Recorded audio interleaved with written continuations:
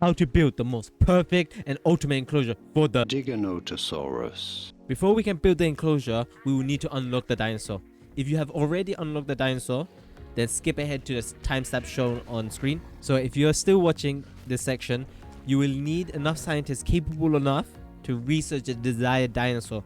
Okay, now you will have to research the amber mine levels 1, 2, 3 and 4. Some dinosaurs require lower levels to be able to excavate them, so make sure you have most of the levels unlocked to find 100% genome for the dinosaur you want. The reason why 100% genome is important is because it gives you more available modifications to the dinosaur's genome shown later in the video. The location shown on screen of level 2 here and level 3 here are the spots that you can find Giganotosaurus. fossils. After the extraction is complete in the spots shown on screen, you have enough fossils to 100% the Giganotosaurus. You will next need to go to the fossil tab and research each of the amber until they're all complete. Congratulations, you have 100% dino. If you look in the hatchery, the Giganotosaurus starts off with 2 negative genes, which are -3 appetite and -2 tolerance. Okay, do not worry, getting 100% Giganotosaurus gives you 7 available modifications. You can spend the 5 on fixing the negatives, and then you have 2 available modifications available. I ended up putting 2 into humbleness so that it doesn't take up too much space, or it doesn't require too much space. To unlock sociability and tolerance, you will need to go to the research tab, okay, and look for the gene modification tab, and look for the dolphin and wolf. Unlock them with your research and you're good to go. Now for the enclosure. For those who skip to this section, I mentioned some important things for the Giganotosaurus. if you want to go back and look at it. Giganotosaurus Has a population requirement of 1.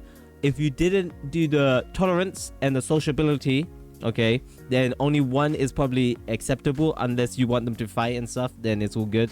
But getting those up will make a fair chance of 2 Giganotosaurus getting along. So I ended up making 2 again, okay. Once they were put in the enclosure, they did end up fighting. To my surprise, okay, to my surprise, I assume it's because I fixed the negative -2 tolerance, right? So if you fix the tolerance and make it even, then you can have 2.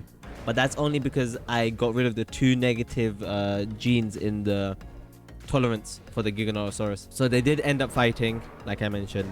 And eventually, after the fight was over and resolved, they did end up becoming friends, and they just roam together, eat together, hunt separately, you know. So you can have 2, but the tolerance needs to be fixed beforehand. The main requirement of the enclosure was the area. Aside from that, the forest. They need quite a bit of forest. If you have 1, only 1 prey to hunt is required. But I added 2, and then the requirement became 3 instead. So look out for the requirements when you add 2. It changes drastically. If you do not get the enclosure right after placing the Giganotosaurus, do not worry, okay? All you have to do is build a enclosure around the enclosure, delete the old enclosure, okay, and it will become 1 big enclosure. I said enclosure a lot there, but I hope the video on the screen explains it better. In conclusion, the Giganotosaurus only has a small enclosure requirement.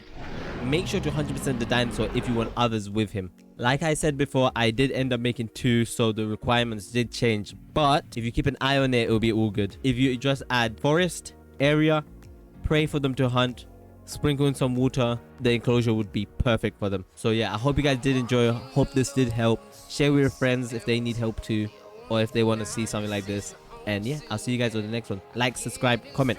Peace.